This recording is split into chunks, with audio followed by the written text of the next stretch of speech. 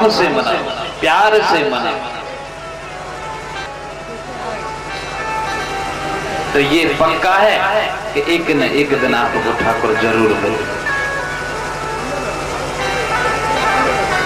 अगर आपका भाव भगवान के प्रति है और भाव ये है कि कुछ नाम लेना है, खाली माला ली और जप ली और राधे राधे, और बता भी दिया आज हमने 2 माला जाप।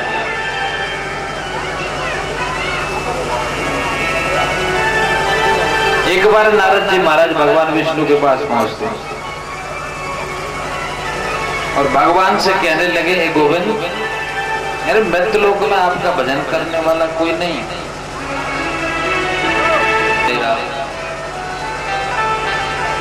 कहने लगे, नहीं महाराज, आपका कोई वैसा भक्त नहीं है जो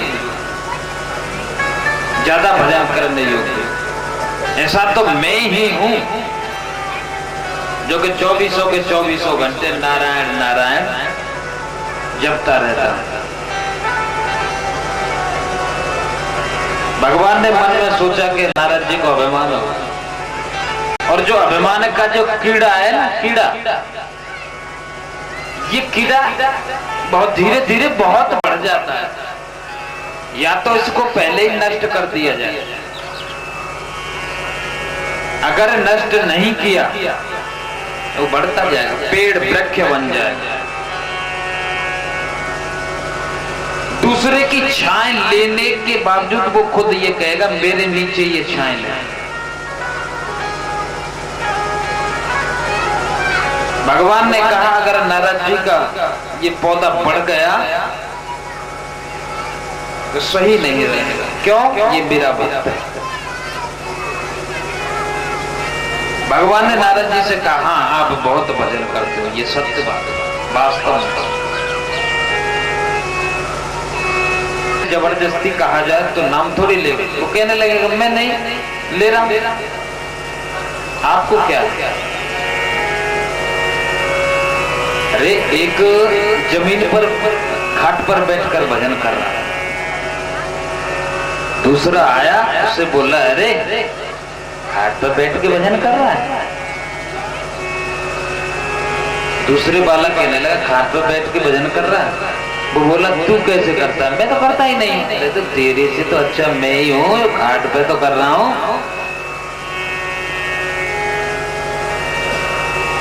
उससे तो अच्छा वही है, भजन तो कर रहा है, भगवान का गुणगान तो कर रहा है, ईश्वर का नाम तो ले रहा है। इधर नारद जी का अभिमान नष्ट करने के लिए भगवान ने एक दीपक दिया और दीपक जलाकर नारद जी को दे दिया। लो नारद जी, इस दीपक को तीनों लोकों में घुमाकर लाना, ये बुझ नहीं पाई। नारद जी कहने लगे, बिल्कुल महाराज ये नहीं बुझेगा, कुछ भी हो जाएगा। न तो भूल गए, अब उस दीपक के दोनों ओर हाथ लगा रखे, ये बुझ नहीं पाए। भगवान ने कहा, ये नहीं बुझेगा। तीनों लोकों में भ्रमण करके नारद जी जैसे ही वहां पर पहुंचे, भगवान के पास वापस, मैं आपका कितना बड़ा भक्त, आपने जो मुझे दीपक दिया बुझा तो नहीं, जला हुआ ही दीपक आपके पास लेकर आया। भगवान बोले, अच्छा दीपक तो जल रहा है, लेकिन नारद जी ये बताओ कि जब यहां से गए हो और यहां तक वापस आए हो, आपने कितने नाम लिए? महाराज नाम लेने की बात करो, नाम तो मैं भूल ही गया, केवल इस दीपक को जला हुआ आपके पास लाना है। नारद, जब आप पर केवल यही काम है, आप इस दीपक के एक छोटा सा मैंने आपको दे दिया, उसके बावजूद आप ठाकुर जी के, अपने ईश्वर का, अपने परमात्मा पिता का नाम ही भूल गए, गुणगान करना ईश्वर का ही भूल गए, तो मनुष्य लोक में तो एक काम नहीं, हजारों काम। व्यक्ति के पास एक काम नहीं, अगर वो दुकानदार सुबह शाम ले रहा है, ले तो रहा। अरे सुबह शाम ही ले रहा, ले तो रहा है। तो लोगों में कितने कार्य, सुबह शाम ले रहा है, अच्छा, दोपहर में ले रहा है वो भी अच्छा, रात्रि में ले रहा है वो भी अच्छा, दिन में ले रहा है वो भी अच्छा है, और रात में नाम गुणगान कर रहा है वो भी अच्छा। इसलिए हर समय टाइम है, ये अच्छी है, लेकिन भगवान का गुणगान, अपने कार्य भी करते रहें और भगवान का अनुसरण, गुणगान, गोविंद का कीर्तन, ये भी साथ साथ करते हैं। क्या बोलना पड़ेगा? ये तो बोलना पड़ेगा। क्या बोलना पड़ेगा? राधे शस्त्र से ब्रह्मा जी की तपस्या, हिरण्यकश्यप की पत्नी का नाम है कयादु। कयादु के 3 संतान हो और तीनों संतान इंद्र ने तीनों को मरवा दिया, क्योंकि ये दुष्ट है, इसके जो संतान होगी वो भी दुष्ट है। इसीलिए कहते हैं मेरे प्यारे, दुष्ट संग नहीं देगा, दुष्टों की संगति नहीं देगी। और इधर देवता सभी कांप रहे,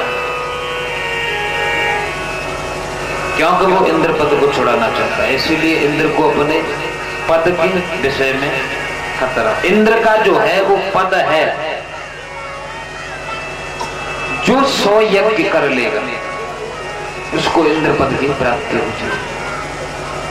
एक चुनाव है, इंद्र एक तोते का रूप धारण करके बैठ गए, वो राधे कृष्ण कहने लगे, और जैसे ही राधे कृष्ण वो जपने लगा तो वो कहने लगा, ये कौन सा पक्षी है जो मेरे शत्रु का नाम ले उड़ाता है। फिर इंद्र आकर बैठ गए, वहीं आकर बैठ जाते हैं। हिरण्यकश्यप उड़ाता है, फिर आकर बैठ गए। उसने कहा यहां तपस्या नहीं कर, वापस आ जाता है। अपनी पत्नी कयादु से कहता है,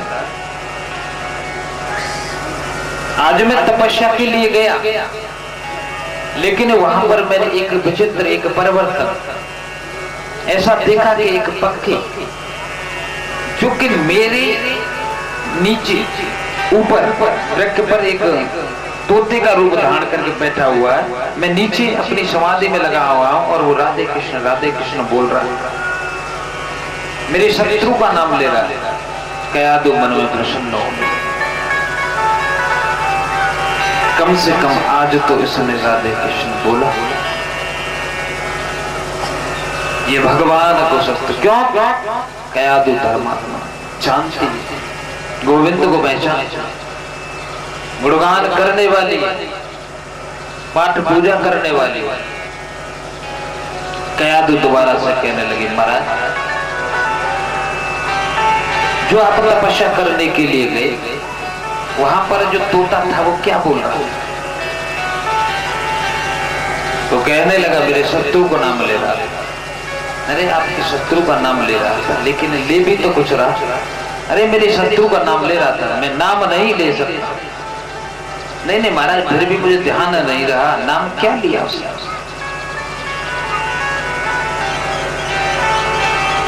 तो कहने लगा वो राधे कृष्ण कह रहा। क्या बड़ी प्रसन्न हो, आगे नारद जी मिल जाते। नारद जी ने कहा, महाराज कहाँ ले जा रहे?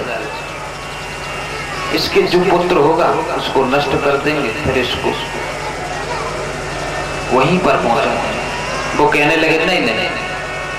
नारद जी महाराज ने कहा, ऐसा करो आप कयादु को मेरी कुटिया में पहुंचा दो। और इंद्र ने वहां से ले जाकर वो कयादु नारद जी महाराज की कुटिया में पहुंचा। कयादु नारद जी महाराज की कुटिया में रहने लगी और वहां कुटिया साफ करना, ये सारा कुछ उसका काम। नारद जी कयादू को कथा स्मरण, सत्संग, संतों का संग अनेक बुलाए हुए हैं। धर्म की चर्चा होती रहती है और उस धर्म चर्चा, क्योंकि इसके जो पुत्र हो वो संस्कारी हो, धर्मात्मा हो, दुष्ट नहीं हो। इसके जो पुत्र हो वो धर्मात्मा हो। नारद जी महाराज धीरे धीरे वहां से उनके जो पुत्र हुआ वो धर्मात्मा, और उनका नाम रहा प्रहलाद जी महाराज। बोलिए प्रहलाद जी महाराज की। प्रहलाद जी महाराज जो जाकर कयादू को उसकी नगरी में पहुंचा दी। नारद जी महाराज ने कह दिया आप चिंता न करें, ये जो पुत्र इसके हुआ ये धर्मात्मा है, इसको मारने की कोई जरूरत नहीं। हिरण्यकश्यप तपस्या समाप्त करके आता है वापस, प्रसन्न होता है, खुश होता है। हिरण्यकश्यप की खुद के नाम की ही विद्यालय, हिरण्यकश्यप महाविद्यालय, हिरण्यकश्यप मंदिर। अगर मंत्र भी ब्राह्मण को बोलना है तो हिरण्यकश्यप स्वाहा, जो मैं कहूंगा वो करना पड़ेगा, अगर नहीं करोगे तो कह भी नहीं सकते। कि हमने अगर कुछ कह दिया तो कहीं ऐसा ना हो कि हिरण्यकश्यप आके हमको डांटे। धीरे धीरे प्रहलाद जी महाराज और बड़े हो जाते हैं, तो 2-4 दैत्यों के बच्चों को लेकर बैठने लगे। ये बात जाकर दैत्यों के बच्चों ने अपने पिता से बताई और उनके पिता ने राजा से जाकर हिरण्यकश्यप से जाकर कहा महाराज आपका पुत्र पढ़ता लिखता नहीं है, वहां जाकर केवल गुणगान करता रहता है राधे कृष्ण राधे। जैसे ही राधे कृष्ण नाम लिया तुरंत हिरण्यकश्यप एकदम चिल्ला के पड़ा, अरे दुष्ट, मेरे शत्रु का नाम ले रहा है। दूसरे दिन से फिर लेकर बच्चों को बैठ जाते हैं। जो भी भगवान का अनुसरण करता है, जो भी एक दिन कीर्तन में बैठ जाता है, वो दूसरे दिन अपने आप पढ़ाई छोड़कर प्रहलाद जी महाराज के पास जा बैठा। जिसने एक दिन कीर्तन कर लिया वो दूसरे दिन अपने आप जाकर बैठ जाता है। अगर वहां से आ गई है तो ये मरना, यहाँ मर जाओ या घर मर जाओ, और वहां से अगर नहीं आई है कोई मरने वाला नहीं। कुछ बच्चे डर के मारे नहीं जाते, फिर भी मन कान वहीं पर लगे रहते हैं। प्रहलाद जी महाराज कहने लगे मेरे प्यारे श्रद्धा रखो ठाकुर जी के ऊपर, श्रद्धा रखो जगत के लोगों अपने दीनानाथ पे, हान लाभ जीवन मरण सब कुछ उसके हाथ है। मारने वाला है भगवान, बचाने वाला है भगवान, मारने वाला है भगवान, बचाने वाला है भगवान, मारने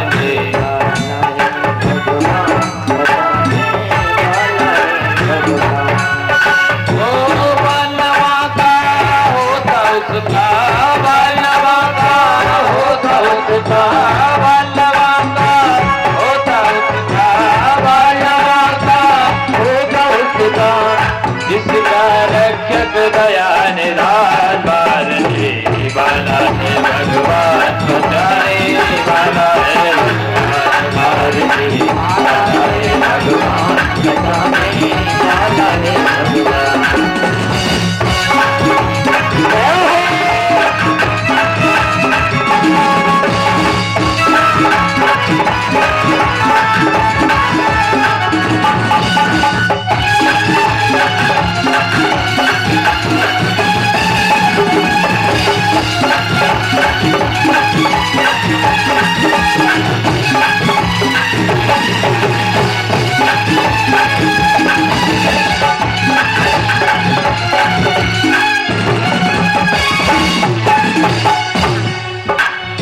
जग में कोई तुझे मारने वाला नहीं, ये वह मत।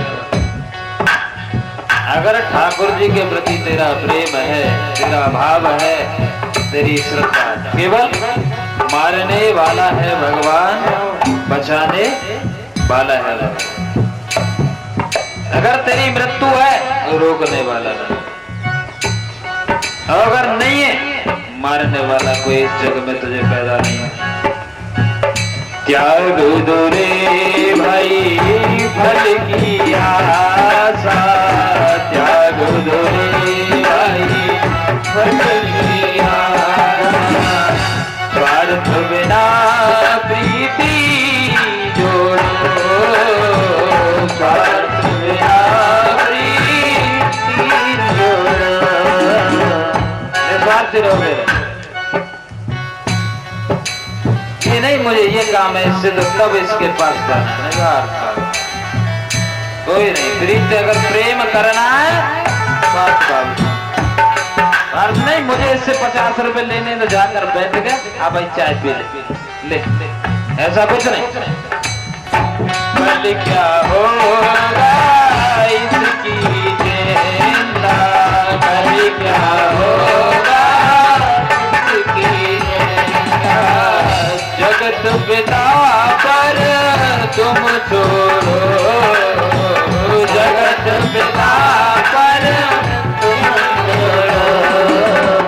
क्या होनी है क्या न होनी, क्या होनी है क्या न होनी, क्या होनी है क्या न होनी, क्या होनी है क्या न होनी। अरे सबका उसको ज्ञान, मारने वाला है भगवान, बचाने वाला है भगवान, मारने वाला है भगवान, बचाने वाला है भगवान।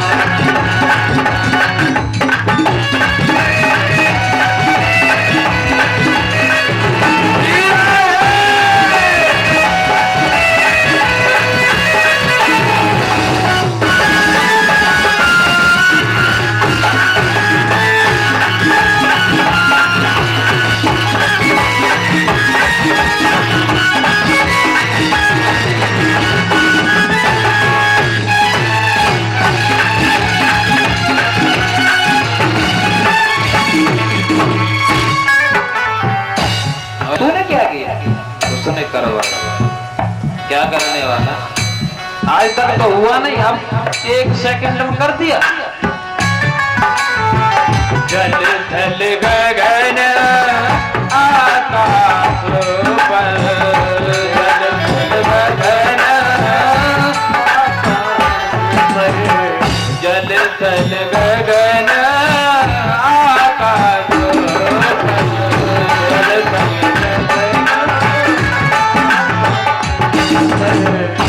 केवल उसकी सत्ता है, केवल उसकी सत्ता है, केवल उसकी सत्ता है, केवल उसकी सत्ता है। गोविंद की सत्ता कहाँ तक है? हमारी तुम्हारी सत्ता घर तक। घर के बालक मान सके वो भी प्रेम से होंगे, प्यार के